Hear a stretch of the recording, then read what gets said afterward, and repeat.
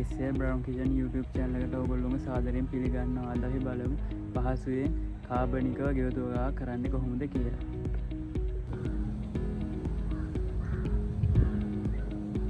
මේකත් මමම හිටවපු ගස්සපු පැලයක්. දැන් පළදාව දෙන්න පටන් අරගෙන තියෙනවා. මේ තියෙන්නේ මං හිටවපු බටු වගාව. මේක වම් බටු.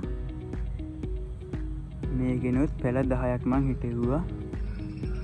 දැන් පළදාව දෙන්න පටන් අරගෙන තියෙනවා.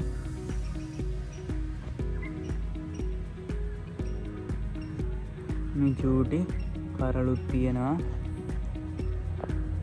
තා මලුත් හැදිලා තියෙනවා. මේ වගේ පැල 10ක් හිටවලා තියෙනවා. මම පැල ගෙනල්ලා තමයි හිටෙව්වේ පැල තවානකින්. එක පැල පොට් එකකින් තමයි මේ පැල ඔක්කොම හදාගත්තේ. මේකෙත් කරලක් තියෙනවා. තව එක පාරක්වත් අස්සයන් විදිහට කරල් කැඩුවේ නෑ.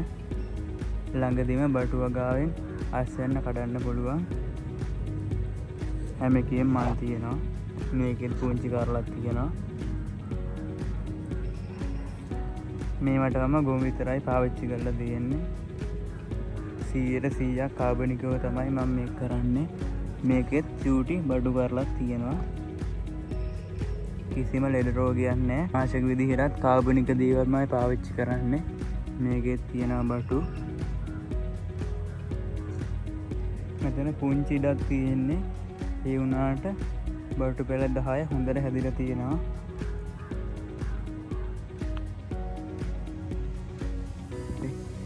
මං කලින් පොඩි කාලේ ෆොටෝස් ටිකකුත් මේ වීඩියෝ එකට එකතු කරන්නම්. මේ තියෙන මගේ පුංචි තක්කාලි වගාව. මේකෙත් පැල 10ක් තමයි මං හදලා තියෙන්නේ. මේකත් පැල තවානෙන් චූටි පැල ගෙනල්ලා තමයි මං හදාගත්තේ. මේ තියෙන චූටි තක්කාලි දැන් හැදීගෙන එනවා.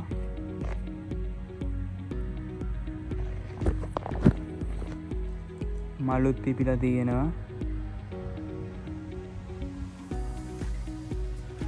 මේවටත් මම ගොම විතරමයි පාවිච්චි කරන්නේ. වැටෙනවට තමයි මේ ආධාර සපයලා තියෙන්නේ. නැත්නම් මේ තක්කාලි පැල බිමට වැටෙනවා. මේ තියෙන්නේ තක්කාලි පැල ටික. දැන් ඉතින් මේවා අස්වැන්න දෙන වයසේ තමයි ඉන්නේ. මල් තියෙනවා හැම ගහකම.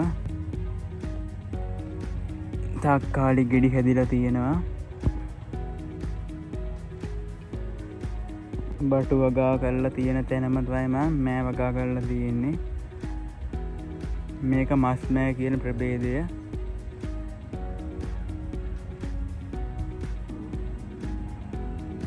මේවටත් කාබනික පොහොර තමයි දාලා තියෙන්නේ.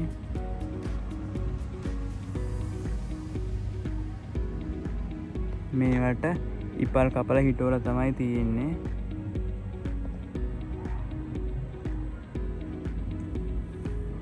තාම මේ වෙලේ අස්සයන්න දෙන්න නම් පටන් අරන් නැහැ. පුංචි මලක් තියෙනවා.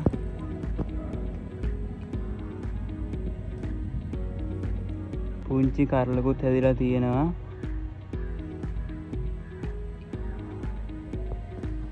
දැන් මල් හැදෙන්න පටන් අරගන්න ළඟයි.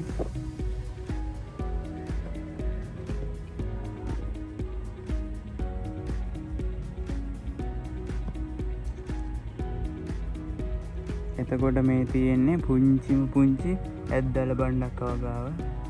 මෙතන පැල 15ක් තියෙනවා.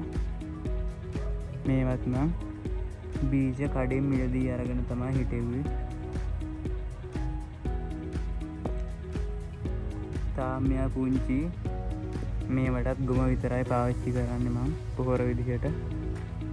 හැමදාම වතුර දානවා.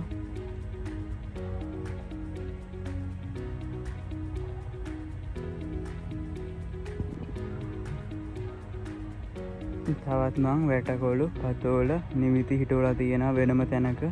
මම ඒක ඊළඟ වීඩියෝ එකේදී ගින්නම්. වීඩියෝ එක හොඳ නම් channel එක subscribe කරන්න අමතක කරන්න එපා.